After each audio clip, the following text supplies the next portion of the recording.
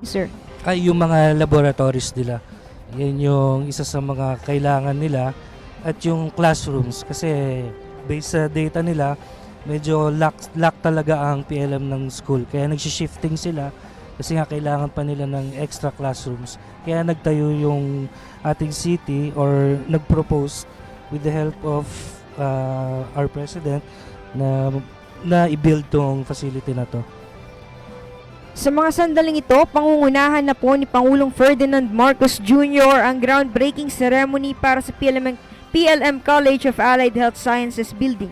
Kasama rin po natin sa venue ang mga estudyante ng pamantasan ng lungsod ng Maynila na inaasahang magiging direktang benepisyaryo ng proyektong ito. Isang konkretong hakbang patungo sa mas modernong medical and allied health education. Ang pamantasan ng lungsod ng Maynila ay patuloy na kinikilala bilang pangunahing universidad ng lungsod ng Maynila, lalo na sa larangan ng medisina at allied health sciences. Pinagtitibay ito ng Level 3 re-accredited status ng PLM College of Medicine mula sa PASCU at FAAP at ng pambihirang performance ito sa licensure examinations sa medicine, nursing, physical therapy. Ang mga tagumpay na ito ay patunay na mas mataas na kalidad ng edukasyon, husay ng mga guro at epektibong clinical training ng universidad. Sir,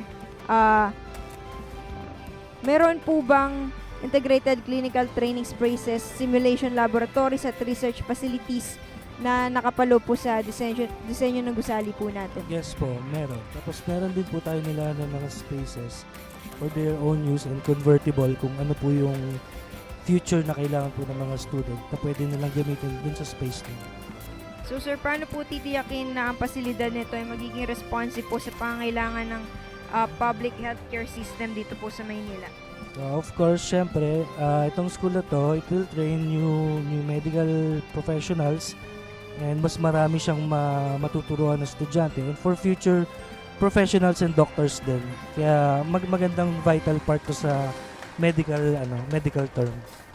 So, ang bagong PLM College of Allied Health Sciences Building ay magsisilbing integrated teaching at clinical facility na tutugon sa lumalaking pangangailangan sa enrollment at modernong pagsasanay sa medikal. Sa lokasyong ito malapit sa Ospital na Maynila, higit na mapapalakas ang ugnayan ng edukasyon at serbisyong pangkalusugan kung saan direktang makakalahok ang mga estudyante sa pangangalaga ng mga pasyente habang pinapalawak ang kapasidad ng ospital para sa mga Manileño.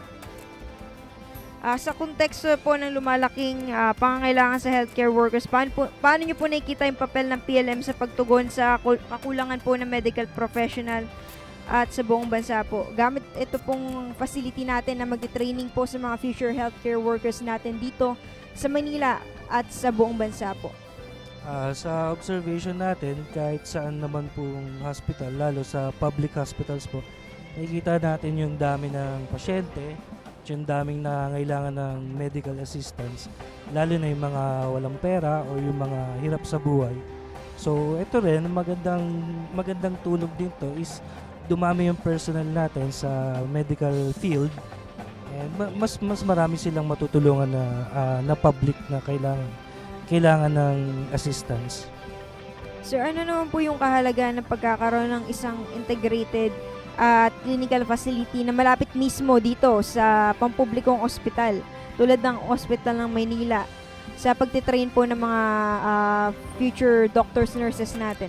Siyempre, maganda yung location niya kasi yung mga training at yung mga magpa-practicum malapit lang sila sa hospital para ma-experience din nila yung needs ng country o yung needs ng tao tungkol sa medical facility at mga tulong sa medical sa ating mga kababayan. Etong sir, itatayong facility na to is public din po siya. Accessible siya sa lahat ng mga estudyante na gustong mag-aral. Yes, kasi ang PLM naman po is a public school. So, accessible naman siya publicly. And wini-welcome naman nila ang enrollees, lalo marami ng courses ang i-open nila sa medical field. Kaya nagtayo nito para ma-house yung mga bagong courses na plano ng PLM. So sir, yung mga bagong courses, ano po yung mga bagong courses o programang pangkalusugan na planong ilunsad sa sandaling matapos ang construction po netong facility na to? Meron tayong mga radiology, yung mga courses na pwedeng i-house nila dyan, physical therapy, syempre nursing, and marami pa naman iba. Sa mas malawak na pananaw, paano po sumusuporta, sa tingin niyo sir, paano sumusuporta itong proyektong ito sa layunin po ng City of Manila sa kanang administrasyon po ni Pangulong Ferdinand R. Marcos Jr. na palakasin ang edukasyon at sistema ng pangkalusugan bilang pundasyon ng pambansang kaunlaran, sir? Syempre, it's all about collaboration. Syempre, pag nagtutulungan po ang government natin at LGU natin, magiging magandang future natin ito. At itong project na to is magiging vital part siya as bonding and magiging strong ang administration. Syempre, makakatulong tayo sa tao. So, ang layunin ng proyekto na lumikha ng state-of-the-art College of Allied Health Sciences na may modernong silid-aralan, laboratories, simulation rooms, research facilities at faculty offices. Ang 5 palapag na gusali ay magsisilbing sentro ng akademya at pananaliksik habang pinag-aaralan ang pamanang lugar bilang institusyon pangkalusugan. So sir, ano po yung tawag dito? Maaari po bang bigyan tayo sir uli nung sa mga facilities, sa mga bagong yung magiging laman po netong ating pasilidad, sir? Pwede po ba nating malaman kung ano-ano po yan? Syempre, mag-house po tayo ng 90 classrooms, may laboratories, may cafeteria, may recreational areas like gym, meron din library, split level library. Syempre, yung mga medical rooms na in-assess po ng PLM na kailangan natin ilagay doon for their learning. So sir, lahat ito yung mga bagong programa, papasok po yan dito sa facility po ba natin? Lahat dito po sa Hospital Maynila Compound? Yes. Yung medical facilities or yung medical courses ng PLM, dito na sila lilipat. Kasi para lumuwag yung dating university sa ibang courses and naka-separate na sila at mas malapit sila sa public hospital. So mas malapit sila sa training and mai-assist sila ng mga professionals dito sa Hospital ng Maynila. So sir, itong itatayong building na to sir, pagkakaalam ko parang retrofitting to ng isang lumang gusali po dito sa Hospital ng Maynila. Originally, retrofitting lang supposedly siya. Kaya lang, our mayor, Isko Dumagoso, gusto niya gumawa ng bagong building and yung magiging condemn na yung lumang building since matagal na rin naman siya, 60 years na. So he planned na magtayo na lang ng bago para for future expansion din. For future expansion, ibig sabihin sir, may mga iba pa tayong plano bukod dito sa pasilidad na etong dito sa PLM sir, may iba pa tayong projects in the future. Yes, since ito lang naman yung mga primary projects ng ating mayor, marami pa naman proposals for like housing and education and health facilities. Ang Republika ng Pilipinas, His Excellency Ferdinand R. Marcos Jr.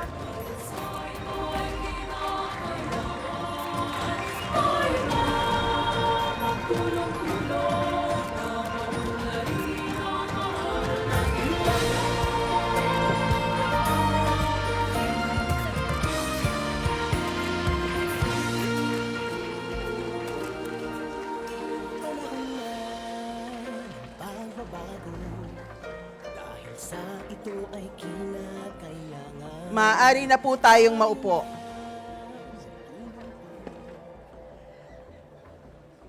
Magandang umaga po sa ating lahat. Tayo ay nagtitipon-tipon ngayon para sa groundbreaking ceremony ng pamantasan ng lungsod ng Maynila, College of Allied Health Sciences Building. Para sa panimulang bahagi ng ating programa, tinatawagan natin ang punong lungsod ng Maynila, Mayor Francisco M. Dumagoso, para sa kanyang pambungad na talumpati.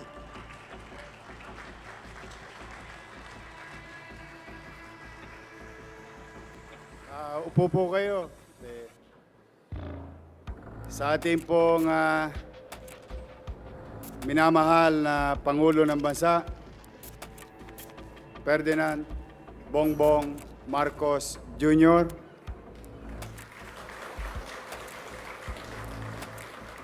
mga kabinete, lalong-lalo na yung ating partner na DBM, mga congressman na nandito, konsehal, department heads, at yung ating provider ng top-notch quality education in the City of Manila, Pamantasan, Lungsod ng Maynila.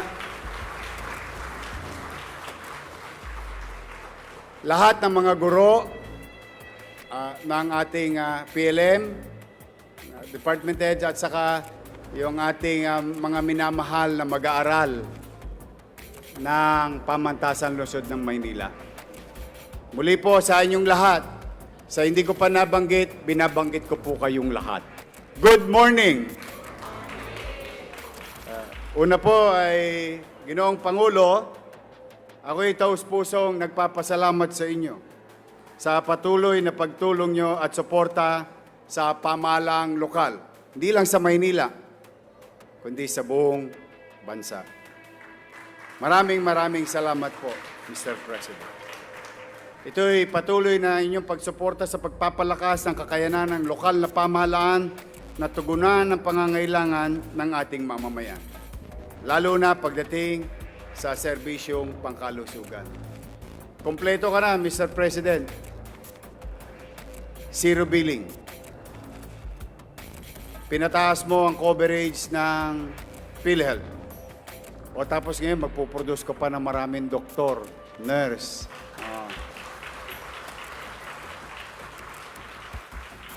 Kumbaga sa kalye, Mr. President, walop na, kompleto na. Kaya po, Mr. President, hindi po kayo nagkamali sa pagbibigay ng suporta sa pagtatatag ng bagong gusali ng Pamantasan Lungsod ng Maynila College of Allied Health Sciences. Mas madalit salita sa mga kababayan natin. Ito po yung mas kilala ko, kilala na College of Medicine. Pero mas tama daw po yung Allied Health Sciences. Dahil ang mga mag-aaral dito'y mahuhusay. At even the First Lady herself can attest to her former student when she was teaching in the College of Law sa Pamantasan Lungsod ng Maynila. Halos taon-taon, 100%. At madalas pa nasa top 10 ang aming mga mag-aaral.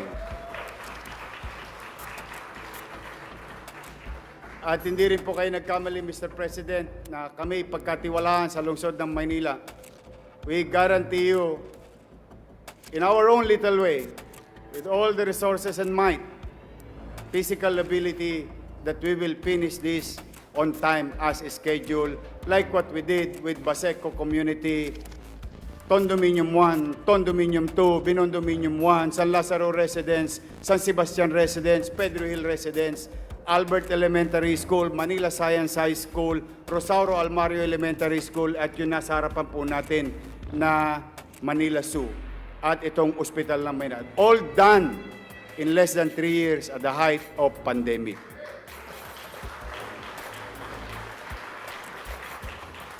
Tatapatan po namin ng sipag at mabilis na kilos ang mabilis nyo ring aksyon at tugon sa usaping pangkalusugan. Dito man lamang kami mga batang Maynila, masuklian ang inyong pagmamalasakit sa amin that we will deliver on time as prescribed in our goal. Kaya muli po, Mr. President, Maraming salamat. At bilang panghuli, Mr. President, we guarantee you, in our own little way, with little resources or whatever resources that we have, we will align ourselves with your national goal to provide quality health care to our people, whether on a financial assistance, whether on delivery of services, whether putting up facility, whether buying equipments, and now producing medical professionals in the next generation. And just so you know, Mr. President, itong pinuhunanan ninyo used to produce a cap of 300 students every year. Itong pinuhunanan ninyo, you will produce in your nation-building approach of 5,000 students.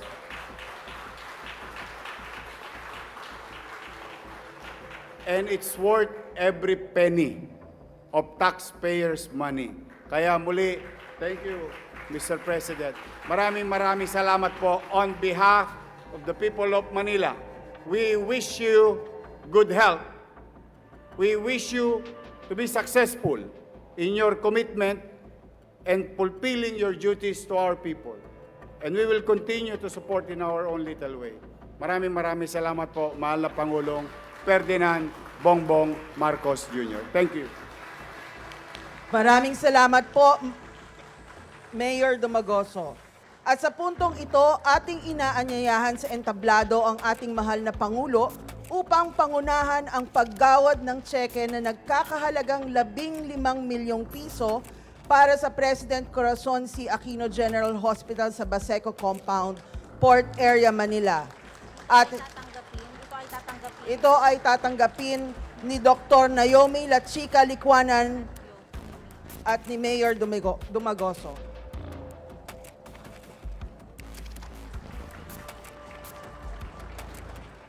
Maraming salamat po, mahal na Pangulo.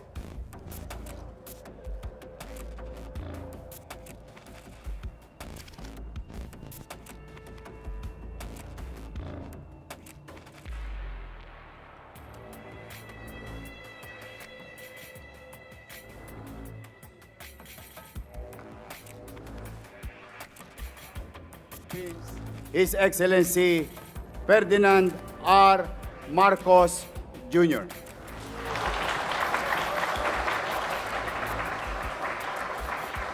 Maraming salamat sa ating butihing Mayor ng City of Manila, Mayor Isko Moret Maxi. Upo po tayo.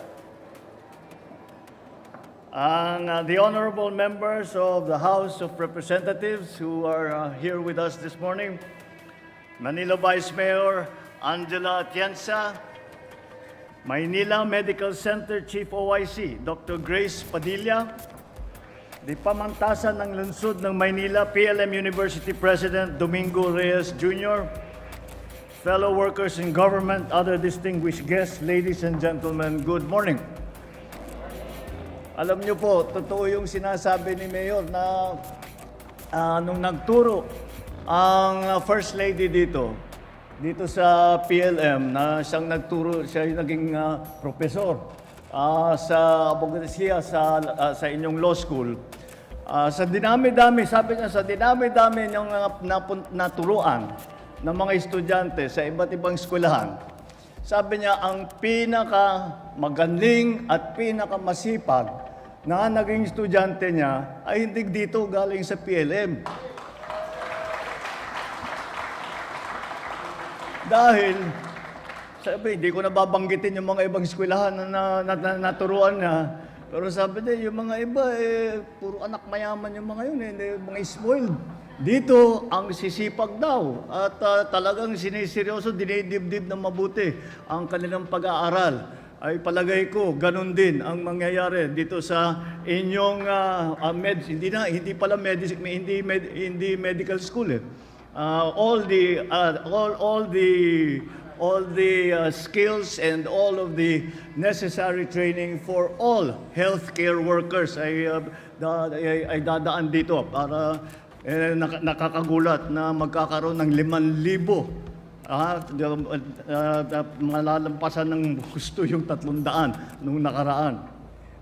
Kaya naman napakasaya ko na makapunta dito sa okasyong na ito dahil itong araw na ito, sinagawa natin ang groundbreaking ceremony ng College of Allied Health Sciences Building ng PLM. Ito ay programa ng lokal na pamahalaan na magpapataas ng kalidad ng serbisyong pangkalusugan. Sa pagtatayo ng College of Allied Health Science Building, mabibigyan ng pagkakataon ang nakakabatang henerasyon na aralin ang mga kursong pangmedisina. Sila po ang mga susunod na haligi ng ating sektor ng pangkalusugan.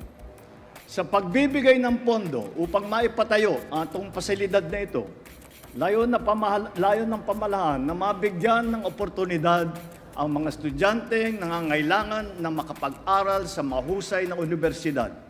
Inilulunsad din natin ang bagong science courses dito, kabilang na ang medical technologies at radiologic technologies.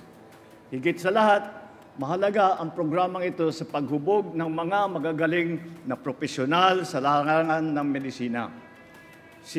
Nakakasiguro ako na huhubugin ng eskwelahang ito hindi lamang ang kaalaman at karanasan ng ating mga future na doktor, ngunit pati na ang kanilang prinsipyo at ang kanilang karakter.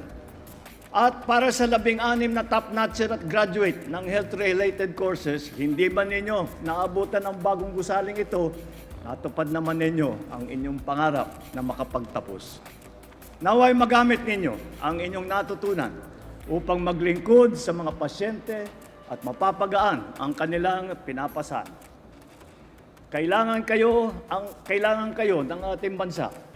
Hangad din natin maging halimbawa ang proyektong ito upang magpalawak ang sakop at mapabuti ang kalidad ng edukasyon na ating hinahatid sa ating mga kababayan. Batid natin ang mga pagsubok na pilit na hinaharap ng ating mga kababayan. Kulang ang akses sa serbisyong medikal, kulang sa modernong teknolohiya at pasilidad sa mga ospital, kulang mga healthcare center at healthcare worker sa ating mga bayan. Kaya't bilang suporta ng pamahalaan, hindi bababa sa 500 bilyong piso ang inilaan natin sa budget ngayon upang maging mas epektibo ang ating health sector. Mahigit 427,000 piso ang nakalaan ngayon para sa Department of Health at para sa PhilHealth. Makakatanggap naman ng higit 13 bilyong pisong budget ang specialty hospitals natin. Ito pong mga specialty hospital ay tinutugunan talaga natin dahil nakita natin nung panahon ng COVID, nakita natin na kulang mga specialty hospital andito lamang sa Maynila, nandito lang sa Metro Manila. At kaya naman, sabi namin, hindi naman tama yun dahil malayo pang probinsya, yung mga nagkasakit ay dadalhin pa rito. At kuminsan, hindi na umaabot. Kaya ang ginagawa po natin ay nagpapatayo tayo, hindi naman kahit hindi buong ospital. Pero meron tayong idadagdag sa mga nandyan na ospital para meron tayong tinatawag na specialty centers. Halos 9 bilyong piso ang nakalaan naman para sa DND, ating mga sundalo, at para sa mga pulis, ang PNP Hospital. At halos 78 bilyong piso ang para sa mga programa ng lokal na pamahalaan.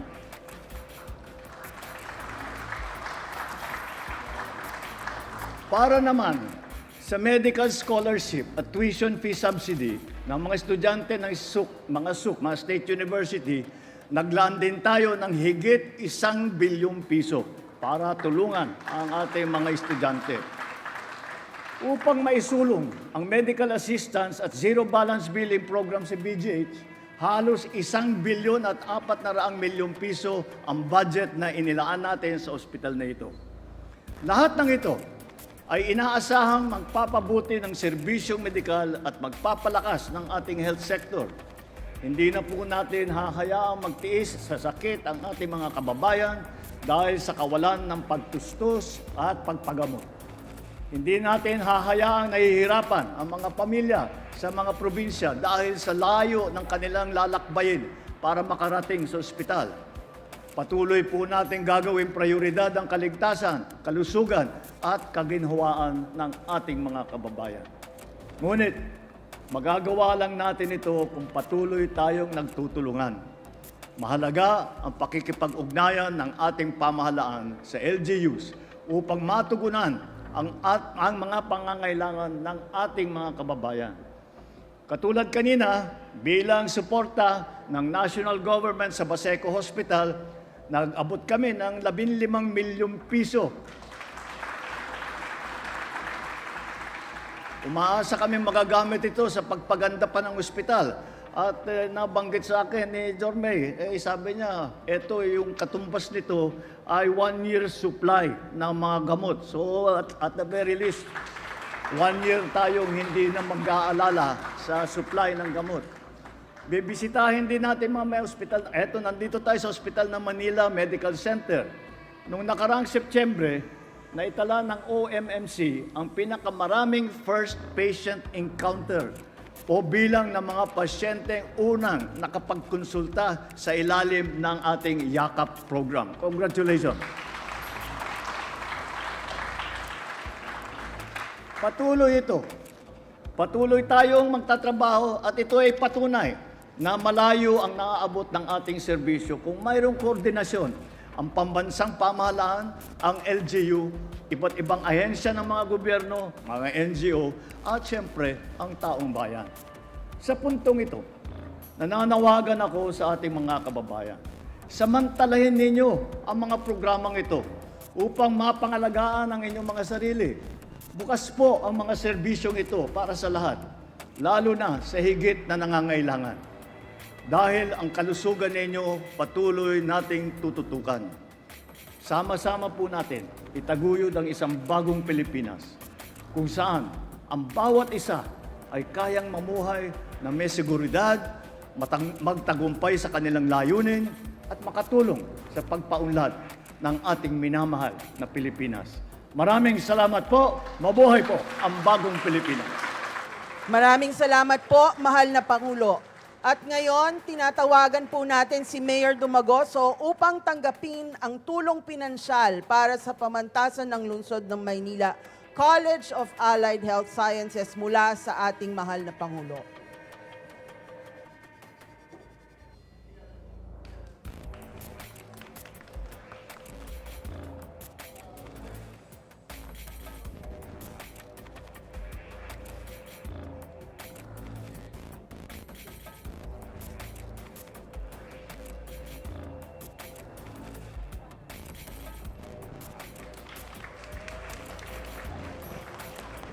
Muli, maraming salamat po, mahal na Pangulo.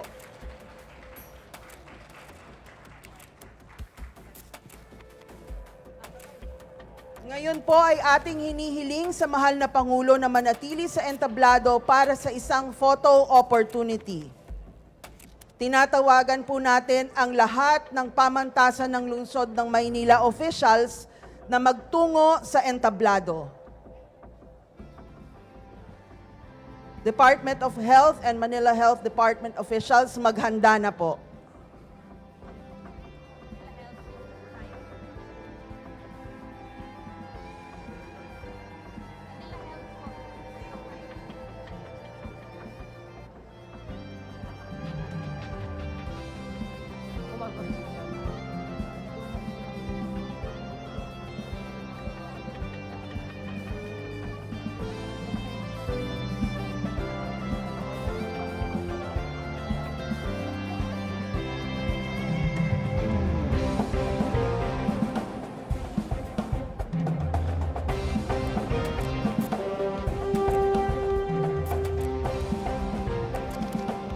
Maraming salamat po. Please exit to your left.